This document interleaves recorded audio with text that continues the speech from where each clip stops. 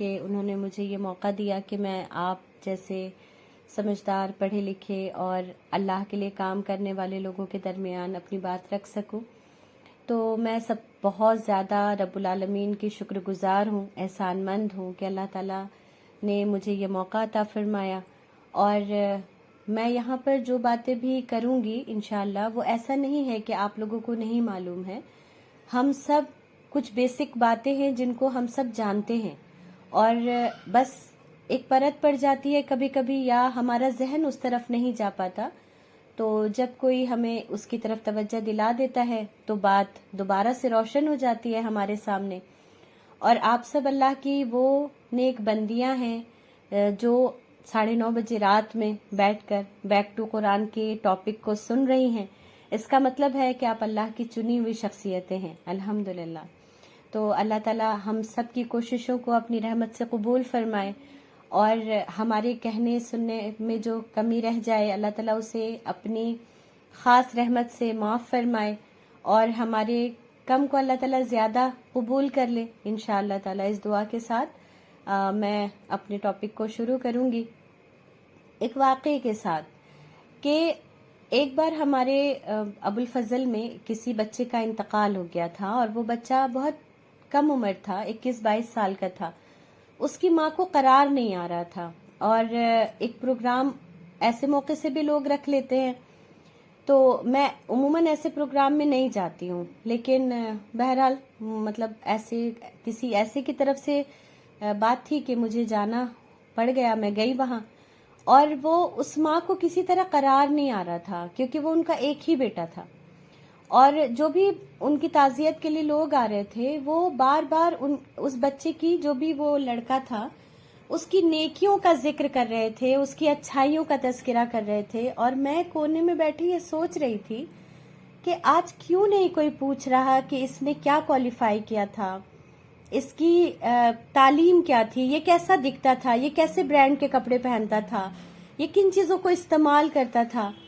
اور آج اس کے بارے میں کوئی بات نہیں کر رہا تھا کیونکہ وہ لوگ بہت رچ فیملی تھی اور اتنا خوبصورت عالیشان گھر تھا، اور وہ بس ایک بیٹا تھا ان کا.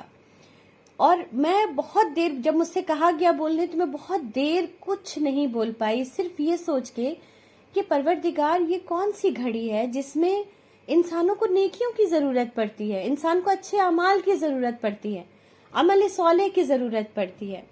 اور پھر ہمیں کون سے ایسے کام کرنے چاہیے کہ جب ہماری آنکھیں بند ہو تو ہمارے پیچھے جو لوگ ہیں انہیں کوئی اتنی بے چینی نہ ہو، انہیں یقین ہو کہ اللہ تعالیٰ فرمائے گا کہ یا ایھا النفس المطمئنہ، کہ اے نفس مطمئنہ جاؤ، اللہ تم سے راضی ہے.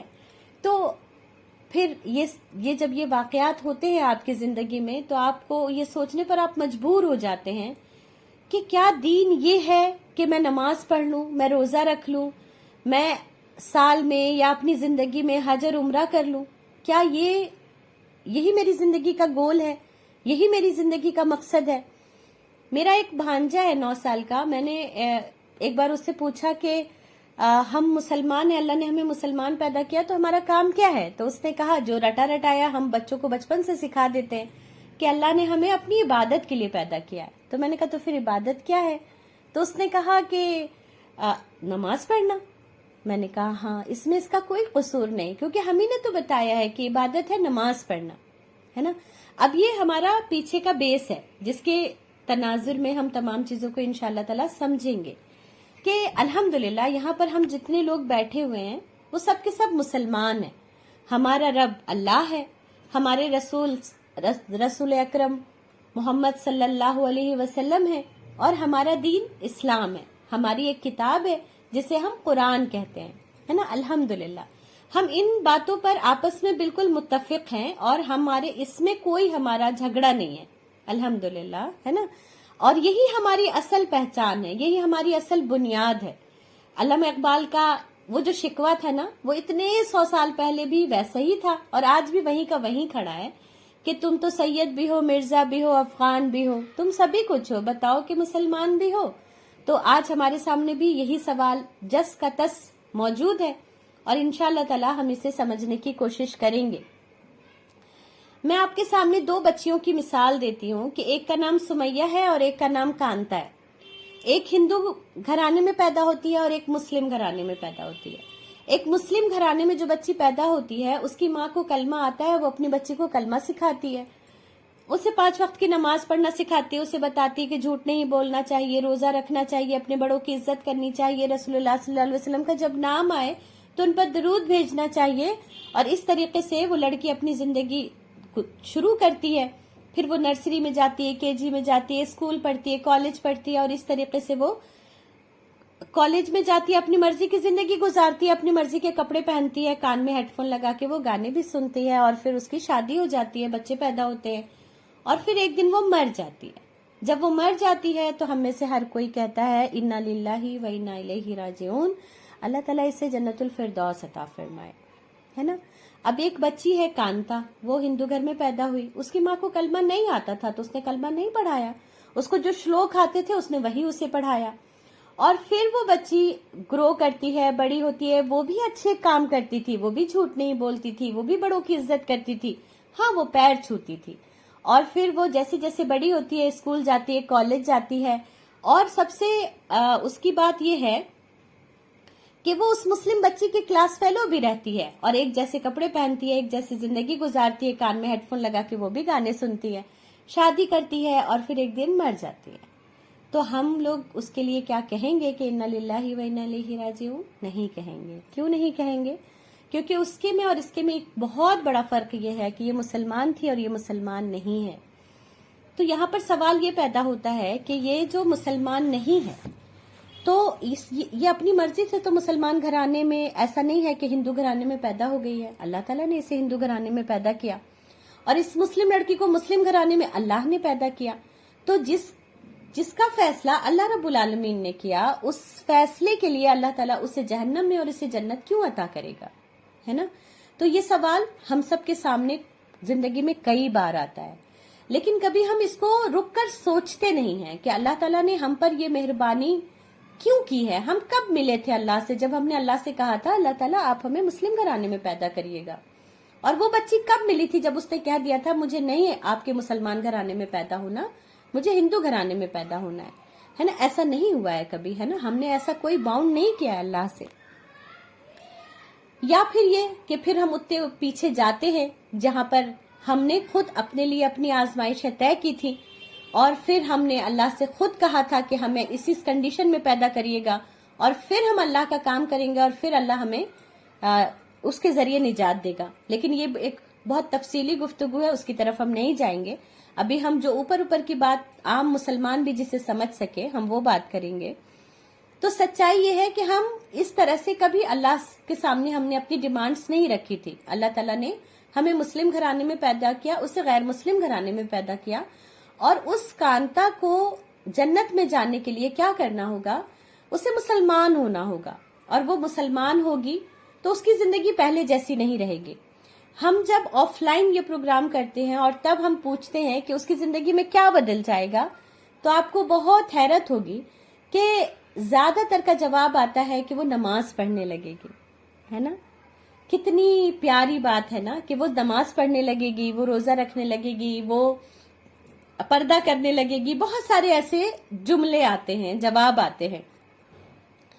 حالانکہ ہم یہ بھول جاتے ہیں کہ اگر وہ مسلمان ہو جائے گی تو اس کے باپ اس کے دشمن ہو جائیں گے، اس کا بھائی اس کے خون کا پیاسا ہو جائے گا، اس کی ماں اس کی شکل نہیں دیکھے گی، اس کا ہو سکتا ہے اس کا باپ اسے گھر سے نکال دے یا اس پر کیس کر دے. اس کی زندگی بالکل پہلے جیسی نہیں رہے گی.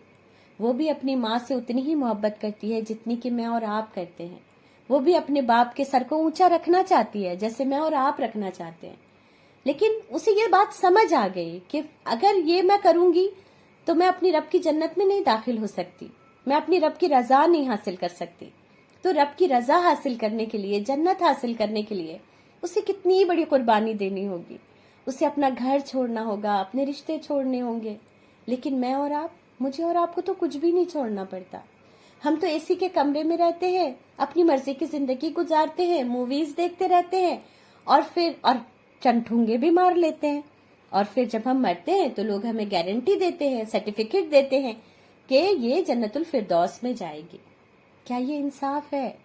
کیا ہمیں لگتا ہے کہ اللہ رب العالمین جو منصف اعلیٰ ہے وہ اس طرح انصاف کریں گے؟ ہرگز بھی نہیں، کبھی بھی نہیں۔ یہ ہماری غلط فہمی ہے۔ ہمیں ایسے لگتا ہے کہ ہمیں اس طرح جنت مل جائے گی، ہمیں اس طرح جنت نہیں ملے گی۔ یہ جو دیوانے ہیں نا، جو گلیوں گلیوں جا کے کام کر رہے ہیں، یہ جو سر ہے آپ کے جو اپنا گھنٹوں لگاتے ہیں آپ لوگوں کے پیچھے محنت کرتے ہیں، یہ وہ لوگ ہیں جو اس بات کو سمجھ گئے ہیں کہ جنت اتنی سستی نہیں ہے جو اتنی آسانی سے ہمیں مل جائے۔ اور یہ باتیں ہمیں کیوں نہیں پتہ چل پاتی ہیں؟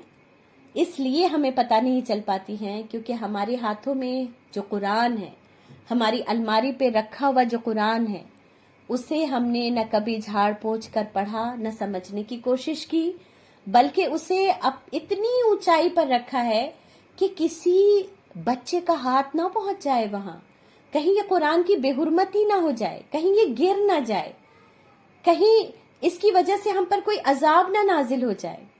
اور ہم نے اسے اتنا رسپیکٹ دیا کہ یہ جس کام کے لیے آیا تھا ہم اسی سے دور ہوتے چلے گئے۔ قرآن اپنے بارے میں خود کہتا ہے کہ ھدی للمتقین، یہ ہدایت ہے کن کے لیے؟ متقی لوگوں کے لیے۔ ہم میں سے کون ہے جو متقی نہیں بننا چاہتا؟ تو متقی قرآن کو پڑھے بغیر، قرآن کو سمجھے بغیر اگر ہم بننا چاہتے ہیں تو یہ ہمارا خام خیال ہے، اللہ کا یہ وعدہ نہیں۔ اللہ تعالیٰ نے تو ہمارے لیے ایک سلیبس اتارا ہے، اللہ نے تو ہمارے لیے قرآن اتارا ہے۔ اور اس کو ایسے سمجھیں کہ جیسے آپ کے گلی محلے میں کوئی ایک ڈاکٹر ہے جو بیٹھتا ہے اور آپ کو پتا ہے کہ یہ ڈاکٹر نہیں ہے، اس کے پاس ڈگری نہیں ہے، یہ بہت دنوں تک کسی ڈاکٹر کے پاس رہا ہے، تو اس کو کچھ سوئی لگانا، بلڈ پریشر چیک کرنا، کچھ دواؤں کے نام بھی آگے ہیں۔ تو اگر کوئی سیریس پیشنٹ ہوتا ہے تو آپ کہتے ہیں جاؤ اس کو دکھلاؤ؟ نہیں، آپ کہتے ہیں ارے اس کے پاس نہیں جانا، وہ جھولا چھاپ ڈاکٹر ہے۔ اسی طرح سے کیونکہ اس نے 5 سال کا وہ MBBS کا کورس نہیں کیا ہے، اس لیے ہم اسے ڈاکٹر ماننے کو تیار نہیں ہیں۔ لیکن ہم اپنے آپ کو مسلمان کہتے ہیں، حالانکہ ہمارے رب نے ہمیں ایک سلیبس دیا تھا، ہمارے رب نے ہمیں قرآن دیا تھا اور کہا تھا کہ یہ اس کا علم حاصل کرنا تم سب پر فرض ہے۔ اس کے باوجود ہم یہ سمجھتے ہیں کہ ہم قرآن کی صرف ریڈنگ کر لیں گے اور ہم مسلمان ہو جائیں گے۔ یہ کتنی بڑی بے وقوفی ہے۔ آپ کو پتا ہے دنیا میں سب سے زیادہ پڑھی جانے والی کتاب کون ہے؟ قرآن۔ اور سب سے زیادہ بغیر سمجھے ہوئے پڑھی جانے والی کتاب قرآن۔ دونوں کا آنسر ایک ہی ہے۔ یہ کتنی افسوس کی بات ہے۔ اگر کوئی غیر مسلم ہم سے کہے کہ میں اسلام کے بارے میں پوری سمجھ رکھنا چاہتا ہوں، پورا علم حاصل کرنا چاہتا ہوں، تو ہم کون سی کتاب اسے دیں گے؟ قرآن۔ اور ہم کیا کہیں گے اسے؟ لو بھائی یہ قرآن پڑھ لو، اس سے تمہیں پورے دین کا علم آ جائے گا، لیکن میں نے اس کو نہیں پڑھا ہے، مطلب مجھے پڑھنے کی ضرورت نہیں ہے، اس کو تم پڑھ لو لیکن پورا دین جاننے کے لیے، ہے نا؟ یہ ایسی ہی بات ہے۔ اللہ تعالیٰ قرآن سورہ بقرہ آیت نمبر 140 میں فرماتا ہے وَمَنْ أَظْلَمُ مِمَّنْ كَتَمَ شَهَادَةً عِنْدَهُ مِنَ اللَّهِ، اور اس شخص سے بڑا ظالم کون ہوگا جس کے پاس اللہ کی طرف سے ایک گواہی تھی اور اس نے اس کو چھپا لیا۔ کس کے پاس ہے گواہی؟ اور شہادت کہاں دی جاتی ہے؟ گواہی کہاں دی جاتی ہے نا؟ ہم نے ان سارے لفظوں کو نا اتنی موٹی موٹے الفاظ میں چھپا لیا ہے کہ ہم خود اس کی جو اصل تھی اس سے ہم محروم ہو گئے۔ شہادت کو ہم نے شہادہ بنا لیا اور سمجھ لیا کہ ہم اپنی مسجدوں سے یہ اعلان کر رہے ہیں کہ لا الہ الا اللہ محمد رسول اللہ، اشہد ان لا الہ الا اللہ محمد رسول اللہ، اور یہ ہمارے لیے کافی ہے۔ حالانکہ یہ ہمارے لیے کافی نہیں ہے۔ ہمارے لیے کافی اس لیے نہیں ہے کہ گواہی آج بھی کورٹ میں ہم کن لوگوں کے سامنے دیتے ہیں؟ وہ جو آپ کی سچائی کو نہیں مان رہے ہوتے ہیں، جنہیں دلیل چاہیے ہوتی ہے، جنہیں آپ کی گواہی چاہیے ہوتی ہے، اور ہم یہ گواہی اپنے مسجد میں، اپنے محلے میں دے رہے ہیں ان لوگوں کے درمیان جو پہلے سے جانتے ہیں کہ اللہ ایک ہے۔ یہ بھی گواہی ضروری تھی، لیکن ہم اس بات کو سمجھتے ہیں کہ اصل گواہی ہمیں کہاں پر دینی تھی۔ اللہ تعالیٰ دوسری جگہ قرآن میں فرماتے ہیں سورہ بقرہ آیت نمبر 159 میں ان الذین یکتمون ما انزلنا من البینات، بے شک وہ لوگ جو چھپاتے ہیں وہ جو ہم نے نازل کیا بینات میں سے، یعنی واضح نشانیوں میں سے، والہدا اور ہدایت میں سے، من بعد ما بیناہ للناس، بعد اس کے جو ہم نے واضح کر دیا لوگوں کے لیے، فی الکتابی کتاب میں۔ اللہ تعالیٰ کیا فرما رہے ہیں کہ بے شک وہ لوگ جو چھپاتے ہیں جو میں نے نازل کیا ہے بینات اور ہدا، لوگوں کے لیے اسے ایک کتاب میں اتار دیا ہے، تو اولئکا یہی وہ لوگ ہیں جن پر لعنت کرتا ہے اللہ، وَيَلْعَنَهُمُ اللَّاعِنُونَ اور لعنت کرتے ہیں اللہ کے لعنت کرنے والے۔ تو وہ کتاب جو اللہ نے نازل کی ہے، جو بینات ہے، جو راہ ہدایت ہے، وہ کس کے پاس ہے؟ ہم ان آیتوں کو یہود کے تناظر میں پڑھتے ہیں، سنتے ہیں، سمجھتے ہیں اور چل دیتے ہیں، کبھی یہ سوچتے ہی نہیں کہ اللہ تعالیٰ نے یہ آیتیں باقی کیوں رکھی تھی۔ یہود کے لیے تو نہیں رکھی ہوں گی نا، ہمارے لیے رکھی، اور ہمارے لیے بھی وہی وعید ہے، وہی ڈراوا ہے جو یہود کے لیے تھا کہ تم نے اللہ کی ان باتوں کو جو لوگوں کے لیے اللہ نے اتارا تھا کتاب میں، اللہ نے یہاں پر مسلمانوں کے لیے نہیں کہا، اللہ نے کہا لوگوں کے لیے میں نے اتارا تھا، اور تم نے اس کو چھپا لیا۔ کیا ہم نے چھپایا ہے قرآن کو؟ ہم میں سے اکثریت نے چھپایا ہے قرآن کو۔ دیکھیں، میں جانتی ہوں یہاں پر جو لوگ بیٹھے ہیں وہ قرآن کا علم حاصل کر رہے ہیں، وہ قرآن کو ترجمے سے پڑھنے کی وجہ سے ہی گرامر کی کلاس کرتے ہیں، مبارکباد کے مستحق ہیں آپ لوگ، لیکن یہاں تک سے ہمارا کام نہیں بن جائے گا۔ ہمیں ان لوگوں تک اس بات کو پہنچانا ہوگا جن کے بارے میں اللہ تعالیٰ فرما رہا ہے للناس، یہ لوگوں کے لیے ہے، ورنہ اللہ تعالیٰ کیا کہہ رہا ہے؟ اللہ لعنت کرتا ہے ایسے لوگوں پر۔ اور اگر ہم لعنت کے معنی کو سمجھتے ہیں تو ہمیں پتا ہے کہ اللہ تعالیٰ نے لعنت کس پر کی ہے؟ شیطان مردود پر۔ لعنت کا مطلب کیا ہوتا ہے؟ اللہ کی رحمت سے دور، یعنی ایسی لعنت جس میں پھر اللہ کی کوئی رحمت کی گنجائش نہیں ہے۔ اور صرف اللہ نہیں لعنت کرتا، اللہ کے تمام جو وہ ہیں کارندے ہیں وہ سب کے سب لعنت کرتے ہیں۔ تو اب ہمیں یہ سمجھنا ہے کہ ہمیں قرآن کی ذمہ داری کو کیسے پورا کرنا ہے، ہم کیسے اس کام کو کریں گے، اور کیا اللہ تعالیٰ اس کے بارے میں بھی ہماری رہنمائی کرتے ہیں؟ تو ہاں الحمدللہ، اللہ تعالیٰ قرآن میں سورہ آل عمران آیت نمبر 110 میں فرماتا ہے کنتم خیر امۃ اخرجت للناس، تم وہ بہترین امت ہو، اخرجت جو نکالی گئی ہو، للناس لوگوں کے لیے۔ اور پتہ ہے اندر سے اتنی میں مطمئن ہوں کہ آپ لوگوں کے سامنے میں اس آیت کو پڑھ رہی ہوں تو آپ عربی کو جاننے والے لوگ ہیں، آپ سمجھیں گے کہ اخرجت للناس کا مطلب کیا ہوتا ہے۔ اللہ تعالیٰ نے کیا فرمایا؟ ہم تو یہیں پر خوش ہو جاتے ہیں، کنتم خیر امت، اوہو ہم ہی تو وہ خیر امت ہیں۔ اللہ نے ہمیں خیر امت کہا، اللہ نے ہم پر جہنم کی آگ کو حرام کر دیا، اللہ نے ہمیں بولا ہے تم بہترین امت ہو، لیکن اگلے ہی لفظ میں اللہ نے ہمیں ہماری اوقات بتائی ہے، اخرجت للناس، تمہیں پیدا کیا ہے، تمہیں نکالا ہے لوگوں کے لیے۔ اور اگر ہم اس کے لفظ پہ غور کریں تو ہمیں سمجھ آئے گا کہ دراصل اللہ نے تو ہمیں لوگوں کے لیے بنایا، یعنی کہ ہماری زندگی ہماری نہیں ہے، ہماری زندگی اس لیے نہیں ہے کہ میں اپنے گھر کو چمکاؤں، اپنے بچوں کے لیے بینک بیلنس تیار کروں، اپنی زندگی کو عیش و عشرت سے بھر دوں۔ اللہ تعالیٰ تو کہہ رہا ہے تم لوگوں کے لیے پیدا کیے گئے ہو۔ اچھا، تب میں خیر امت ہو سکتی ہوں جب میری زندگی لوگوں کے لیے ہو۔ اور کام کیا کرنا ہے؟ تأمرون بالمعروف وتنہون عن المنکر، کہ تمہیں بھلائی کا حکم دینا ہے اور برائی سے روکنا ہے۔ اور سب سے بڑی بھلائی کیا ہے؟ ہمارے یہاں یہ جو آیت ہے کہاں پہ کوڈ ہوتا ہے، یعنی کسی کے یہاں لڑائی ہو رہی ہو تو ہم بھلائی کی بات کرتے ہیں، اور عجیب سے مسئلوں میں ہم بھلائی کی بات کر رہے ہوتے ہیں۔ ہمیں یہ نہیں سمجھ آتا کہ پوری دنیا کے لیے بھلائی کی جو سب سے بڑی بات ہے وہ یہ ہے کہ اللہ کے بندے اپنے مالک حقیقی کو پہچان لیں، وہ سمجھ لیں کہ ان کا ایک رب ہے اور اس کے سامنے انہیں حاضر ہونا ہے، اور یہی ان کی اصل ہے، یہی ان کی بنیادی وجہ ہے دنیا میں آنے کی، کہ وہ اپنے رب کو پہچان لیں۔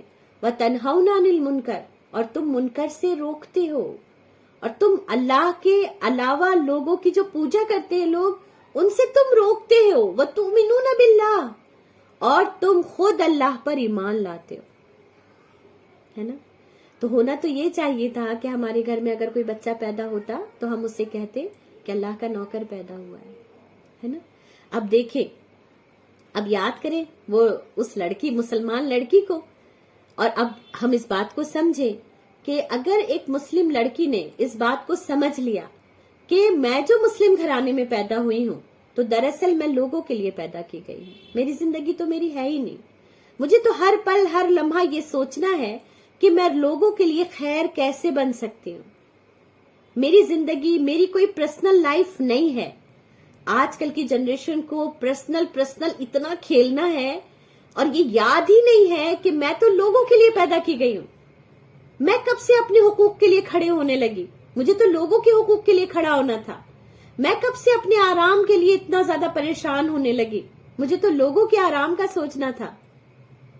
اور پھر جب ایسی بچی جو یہ بات سمجھ لیتی ہے کہ وہ لوگوں کے لیے پیدا کی گئی ہے تو پھر وہ اپنی تمام چیزوں کو ترتیب دیتی ہے. وہ سمجھ جاتی ہے وہ سے اللہ کا کام کرنا ہے اس دنیا میں.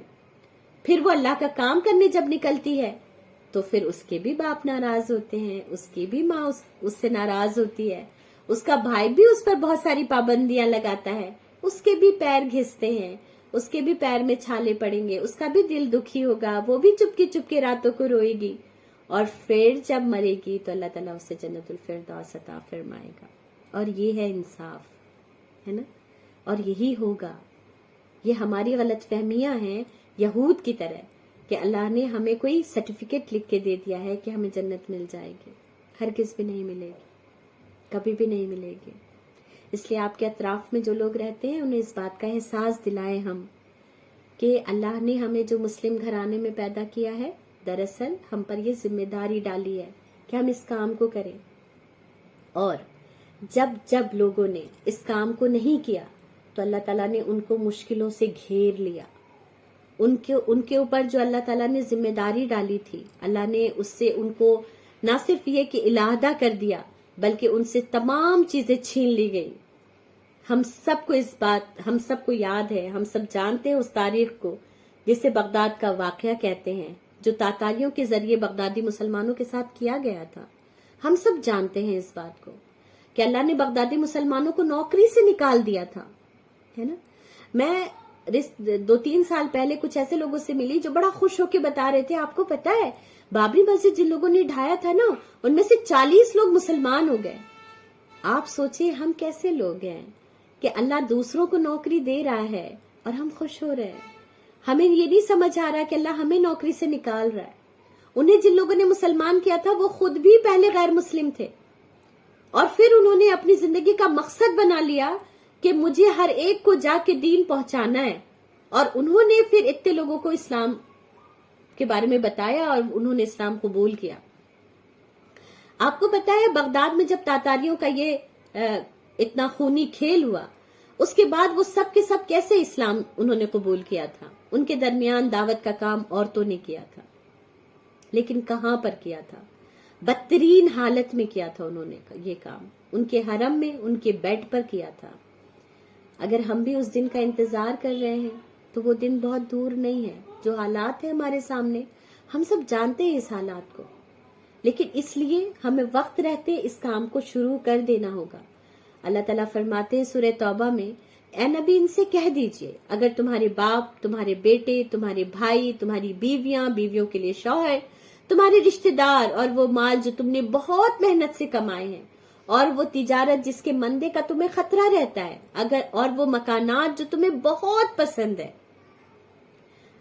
آپ لوگ بھی جب لوگوں سے کہتے ہوں گے کہ قرآن کی کلاس کر لیں یا خود بھی جب بہت سارے سیشن اٹینڈ کرنا پڑتا ہوگا اور بہت سارے اس میں پابندیاں لگتی ہوں گی تو پھر بہت سارے لوگوں کے ہمارے پاس یہ جواب ہوتے ہیں, ارے شوہر کا بھی خیال رکھنا, باپ کی بھی بات ماننا دین ہے, بالکل دین ہے, لیکن اللہ کی بات سے اوپر نہیں ہے. اللہ تعالیٰ نے کیا فرمایا کہ اگر یہ تمام چیزیں تمہیں اللہ کے کام کرنے سے زیادہ محبوب ہیں, اللہ سے, اللہ کے رسول سے اور اس کے راستے میں جہاد سے زیادہ محبوب ہے, تو انتظار کرو یہاں تک کہ اللہ اپنا فیصلہ سنا دے, ہے نا. تو ہم جب قرآن کی کلاس کے لیے بھی لوگوں کو کہتے ہیں تو لوگ کہتے ہیں بچے چھوٹے ہیں. پھر میں کہتی ہوں کہ کیا اللہ تعالیٰ یہ کہنا چاہتے ہیں ہم اللہ سے کہ اللہ تعالیٰ آپ بچے نہیں دیتے تو ہم قرآن کی کلاس کرتے. لوگ کہتے ہیں ہمارے کیا کرے باجی گھر فرصت ہی نہیں ملتی ہے. کیا کہنا چاہتے ہیں ہم اللہ سے کہ اللہ تعالیٰ آپ ہمیں سڑک پر رکھتے تو ہم آپ کا کام کرتے, ہے نا. اسی طرح سے وہ جوابات جو ہم اپنے آپ کو دیتے ہیں ہمارے لیے بھی وہی جواب ہے کہ کیا اللہ تعالیٰ اگر ہمیں یہ تمام آسائشیں، یہ تمام نعمتیں، یہ تمام رشتے نہ دیتا تب ہم اللہ کا کام کرتے؟ نہیں، یہ نعمتیں تو اللہ نے ہمیں اس لیے دی ہیں تاکہ ہم اور اچھی طریقے سے اللہ کا کام کریں، ہے نا، انشاءاللہ تعالیٰ۔ اور دیکھیں، عورتوں کا اس معاملے میں جگنا زیادہ ضروری ہے، کیونکہ ہم سب اس بات کو جانتے ہیں کہ مرد مار دیے جاتے ہیں۔ اللہ تعالیٰ نے قرآن میں کیا فرمایا؟ اور بنی اسرائیل کو یاد کرو کہ تمہیں فرعون نے ایک عذاب میں مبتلا کر رکھا تھا، وہ تمہارے بیٹوں کو قتل کر دیتا تھا، تمہاری بیٹیوں کو چھوڑ دیتا تھا۔ تو ہمیشہ یہی ہوتا ہے، عورتیں چھوڑ دی جاتی ہیں اور مرد قتل کر دیے جاتے ہیں۔ اس لیے، اور یہ کیوں ہوتا ہے؟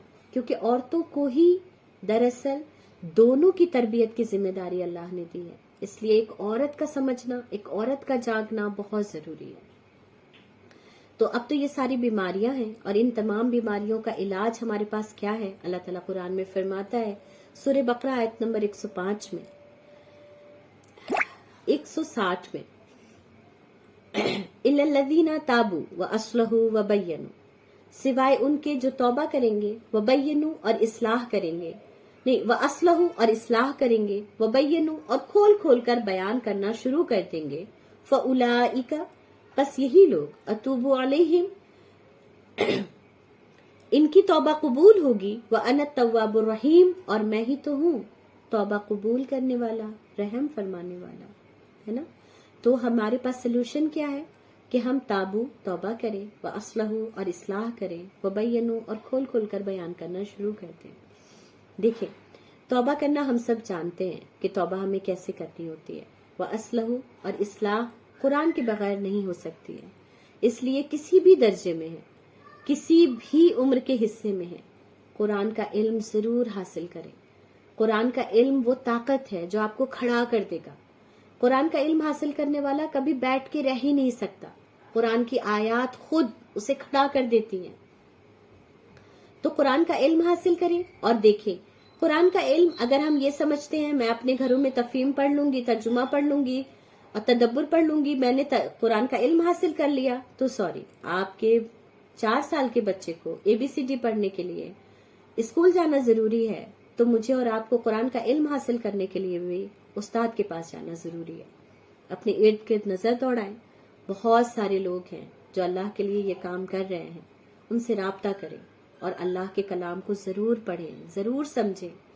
ہم اللہ کو کیا کہیں گے کہ اللہ تعالیٰ میں ڈاکٹر بن گئی، انجینئر بن گئی، میں گریجویٹ ہو گئی، میں ماسٹرز میں نے کر لیا، پر تیرا کلام پڑھنے کا میرے پاس ٹائم نہیں تھا، یہ 30 پارے کا قرآن مجھ سے نہیں پڑھا گیا۔ کیا اس کو پڑھے بغیر اللہ تعالیٰ ہمیں جنت میں جانے دے گا؟ آپ جتنا اس پر سوچیں گے نا حیران ہو جائیں گے۔ ایسا ہو ہی نہیں سکتا کہ ہم اتنی موٹی موٹی کتابیں، لائبریری کی لائبریریاں پڑھ لیں۔ JEE نیٹ کی تیاری کرنے والے بچے کنٹن کے کتنا 100 کلو کے حساب سے کتابیں پڑھتے ہیں۔ کیا جواب دیں گے اللہ کو کہ یہ 30 پارے کا قرآن نہیں پڑھ سکی، میں بہت موٹی کتاب تھی۔ تو اصلاح بغیر قرآن کا علم حاصل کیے ہوئے ہو ہی نہیں سکتا۔ اور وَبَيَّنُوا، اور یہ اصلاح اور بیان کرنے کا سلسلہ ایک ساتھ کرنا ہوگا کہ ہمیں اپنی اصلاح بھی کرنی ہے اور لوگوں کو کھول کھول کر بیان کرنا شروع بھی کرنا ہے انشاءاللہ تعالی۔ دیکھیں، ہم کوئی بھی کام کریں، ہم کوئی بھی ایجوکیشن حاصل کریں، یہ سب اللہ کا کام ہے۔ اگر ہم دنیا کی کسی بھی فیلڈ میں ایکسل کرتے ہیں اور یہ نیت رہتی ہے ہماری کہ میں اللہ کے بندوں کے کام آؤں گی، تو یہ اللہ کا کام ہے، بے شک اللہ کا کام ہے۔ لیکن ایک مسلمان ڈاکٹر ہوگا اور ایک دائی ہوگا، ایسا ہو ہی نہیں سکتا کہ وہ صرف ڈاکٹر ہو اور دائی نہ ہو۔ ایک انجینئر ہوگا اور دائی ہوگا، ایک ٹیچر ہوگا اور دائی ہوگا۔ یہ جو کمبینیشن ہے نا، یہ اتنا ختم ہوتا چلا گیا۔ اس لیے ہم دیکھتے ہیں کہ آج لوگ اتنی بڑی تعداد میں غیر مسلم ہیں جو جانتے ہی نہیں کہ اللہ کون ہے۔ یہ کیسے ہو گیا؟ یہ کیوں ہو گیا؟ ان کے بھگوانوں کو تو ہم جانتے ہیں، ہمارے اللہ کو وہ کیوں نہیں جانتے؟ اس کا تعارف کیوں نہیں ہے ان کے پاس؟ کیونکہ ہم لوگوں نے خود یہ کہنا شروع کر دیا، اوپر والا ہے نا، پرماتما۔ ہم نے یہ سب چیزیں خود شروع کی ہیں، ہمیں ان چیزوں سے واپس آنا ہوگا اور یقین کریں یہ ان چیزوں سے واپس قرآن کے علم کے بغیر آ ہی نہیں سکتے. اور یہ جو اتنی زیادہ مار پڑ رہی ہے نا ہمیں ہندوستان میں اور پوری دنیا میں، جو ہم ذلیل ہیں، وہ اسی وجہ سے ہیں کہ وہ معزز تھے زمانے میں مسلمان ہو کر، اور ہم خوار ہوئے تارک قرآن ہو کر، کیونکہ ہم نے قرآن کو چھوڑ دیا. اس لیے ہماری کوئی عزت نہیں. آپ دیکھیں پوری دنیا میں ایک ہاتھی اگر گٹر میں گر جائے تو اسے بچانے کے لیے پوری فورس لگا دی جاتی ہے، پر ایک مسلمان لڑکا اگر مار دیا جائے تو کسی کے کان پر جوئی نہیں رینگتی. یہ ارزاں ہو گئی ہے ہماری جانیں، ہمارے خون کی کوئی ویلیو نہیں رہ گئی. اور یہ کیا کوئی انسان کر سکتا ہے؟ نہیں، یہ اللہ رب العالمین کی مار ہے جو ہم پر پڑ رہی ہے، کیونکہ ہم نے اپنی کتاب کو چھوڑ دیا ہے. تو اس لیے دل و جان سے اس کتاب کو تھام لیں گے ہم انشاءاللہ تعالی، اور پوری کوشش کریں گے کہ اس کتاب کی طرف نہ صرف یہ کہ اپنے مسلمان بھائی بہنوں کو لائیں گے، بلکہ اس کتاب کا تعارف اپنے ان لوگوں کو بھی دیں گے جن کے درمیان ہم کام کرتے ہیں، جن کے درمیان ہم اسکول کالج میں جاتے ہیں. ان کو اس کا پریچے دیں، ان کو اس کا تعارف کرائیں، ان کو یہ گفٹ کریں. یہ اللہ کی کتاب ہے، یہ ان کی کتاب ہے، ان کے رب کی کتاب ہے جو میرے اور آپ کے پاس بطور امانت اللہ نے رکھوائی ہے. اور آپ یقین کریں کہ اگر آپ انہیں دیں گی تو وہ اشکبار ہو جاتے ہیں. میرے اپنے ساتھ کا واقعہ ہے کہ میں نے کیندر ودیالیہ میں کچھ ٹیچرز کو یہ کتاب دی تو وہ حیران ہو گئے. انہوں نے کہا، وہ بالکل انہوں نے دونوں ہاتھ جوڑ کر مجھ سے کہا، آپ نے مجھے اس لائق سمجھا کہ آپ نے مجھے اپنی اتنی پاک بک دی. میں نے کہا یہ میری بک نہیں ہے، یہ آپ کی امانت تھی جو میرے پاس رکھی ہوئی تھی آپ کے رب کی طرف سے. اور یہی سچائی ہے نا. تو اس لیے ہم اللہ سے توبہ کریں گے اور ہم اصلاح کریں گے اپنی، اور ہم ان تمام باتوں کو جو اب تک ہم نہیں سمجھتے تھے ہم اسے کھول کر لوگوں کے سامنے بیان کرنا شروع کریں گے. اور ان سب کے لیے ہم قرآن کا علم حاصل کریں گے، جہاں سے بھی ہمیں مل سکے ہم ضرور حاصل کریں گے، تاکہ ہم اس ذمہ داری کو پورا کر سکیں جس کے لیے اللہ نے ہمیں مسلم گھرانے میں پیدا کیا ہے. اللہ نے مسلم گھرانے میں ہمیں اس لیے پیدا کیا ہے. اور دیکھیں اس ایک آخری واقعے کے ساتھ میں اپنی بات انشاءاللہ تعالی ختم کروں گی کہ ہم سب کو سبت کے لوگوں کا واقعہ یاد ہوگا، ہے نا. سبت والوں کا کیا معاملہ تھا کہ انہوں نے خود اللہ سے کہا کہ ہم ہفتے کے دن شکار نہیں کریں گے. اللہ نے کہا ٹھیک ہے. پھر کیا ہوا کہ مچھلیاں، اللہ نے ان کو آزمائش میں ڈالا اور مچھلیاں پورے ہفتے ندی سے غائب رہتی اور ہفتے والے دن آ جایا کرتی تھی. اب ان لوگوں نے پھر اس کے لیے ہیلا کرنا شروع کیا. پھر وہ ہیلا ہوا اور پھر اللہ نے عذاب کا فیصلہ کیا. عذاب کے آنے سے پہلے لوگ 3 گروپ میں بٹ گئے. ایک وہ لوگ تھے جو نافرمانی کر رہے تھے، ایک وہ تھے جو نافرمانی نہیں کر رہے تھے اور اللہ کی عبادت میں مصروف تھے، ایک وہ لوگ تھے جو اللہ کی عبادت بھی کرتے تھے اور نافرمانی کرنے والوں کو اللہ کے عذاب سے ڈرا رہے تھے کہ یہ مت کرو اللہ کا عذاب آ جائے گا. پھر کیا ہوا؟ 2 گروپ کو اللہ نے پکڑ لیا اور ایک گروپ بچا لیا گیا. ہم سب کو پتا ہے جواب، ہے نا. وہ گروپ بچا لیا گیا جو عبادت بھی کر رہا تھا اور اللہ کے عذاب سے لوگوں کو ڈرا بھی رہا تھا، ہے نا. تو یہ اللہ کا قانون ہے. اللہ اپنے قانون کے خلاف کبھی نہیں جاتا. میرا نماز پڑھنا، میرا روزہ رکھنا، میرا حج اور عمرہ کرنا مجھے اللہ کے عذاب سے نہیں بچا لے گا جب تک کہ میں اللہ کے بندوں کو اس جہنم سے دور نہیں لے جاؤں گی جس جہنم کے لیے میرے رسول نے رات اور دن دعائیں کی کہ یا رب امتی، یا رب امتی، یا رب امتی، ہے نا. تو اس دعا کے ساتھ کہ اللہ تعالیٰ ہم لوگوں کو اپنے، اور یہ اب تھوڑا سا سوال ذہن میں یہ آ جاتا ہے کہ میں کیسے اس کام کو کروں. تو دیکھیں اپنی صلاحیتوں کو خود پہچانیں. آپ کو بہتر پتا ہوگا کہ آپ کیا سب سے اچھا کر سکتی ہیں. آپ اچھا بول سکتی ہیں، بولیں. آپ اچھا لکھ سکتی ہیں، لکھیں. آپ اچھا کسی کو سمجھا سکتی ہیں، 1 to 1 بیس پہ 1 to 1 سمجھائیں. آپ کارڈ بنا کے کسی کو بانٹ سکتی ہیں، کارڈ بنا کر بانٹیں، ہے نا. آپ میں سے بہت سارے لوگ ہوں گے جنہوں نے نمل پڑھی ہوگی، نمرا احمد کی. میں نے بھی پڑھی تھی. اس میں سعدی نے کہا تھا کہ جو تمہیں آتا ہے وہی تمہیں بچائے گا. نہیں، اس کی پھوپھی نے، زمر نے کہا تھا. تو سعدی کو یہ بات سمجھ آ گئی کہ مجھے کیا آتا ہے نا. تو میں نے اس بات سے یہ نصیحت لی تھی کہ اس کا مطلب ہے جو مجھے آتا ہے وہی مجھے جہنم سے بھی بچائے گا، ہے نا. اور اللہ تعالیٰ نے ہر انسان کو ایک ٹیلنٹ کے ساتھ ضرور بھیجا ہے. اللہ تعالیٰ نے ہمیں اسپیشل بنایا ہے اور ہمارے اندر خوبیاں ہیں، ہمیں وہ خوبیاں تلاش کرنی ہے، ہمیں وہ خوبیاں اپنے اندر ڈھونڈنا ہے تاکہ ہم اللہ کا کام کر سکیں، ہے نا. اور آپ کو اپنا بیسٹ پتا ہوگا، آپ ضرور تلاش کریں. اللہ تعالیٰ ہم سب کی رہنمائی کرے گا انشاءاللہ تعالیٰ. تو اللہ سے بہت دعا ہے کہ اللہ تعالیٰ ہمیں کہنے سننے سے زیادہ عمل کرنے والا بنائے، ہمیں اپنے کام کا بندہ بنا لے اور ہم سے وہ کام لے لے جس سے اللہ راضی ہو جائے، ہے نا. ہمارے حساب سے نہ کام لے بلکہ اللہ اپنے حساب سے کام لے لے ہم سے انشاءاللہ تعالیٰ. تو مجھ سے جو غلطی ہو گئی ہو بولنے میں اس کے لیے میں معذرت چاہتی ہوں، اور ڈھیر ساری آپ لوگوں کے لیے بھی دعائیں کہ اللہ تعالیٰ ہم سب کو، آپ میں سے بہت سارے لوگ ہیں جن کو میں نہ جانتی ہوں نہ میں نے دیکھا ہے، لیکن ایک امید ہے ضرور کہ ہم انشاءاللہ تعالیٰ دنیا میں اللہ کے لیے کام کریں گے تو ہم انشاءاللہ جنت میں ایک دوسرے کو دیکھ پائیں گے، مل پائیں گے انشاءاللہ تعالیٰ. جزاکم اللہ خیرا کثیرا. سبحانک اللہم وبحمدک نشہد ان لا الہ الا انت نستغفرک ونتوب الیک. سبحان ربک رب العزة عما یصفون وسلام علی المرسلین والحمد للہ رب العالمین. آمین. السلام علیکم ورحمۃ اللہ وبرکاتہ.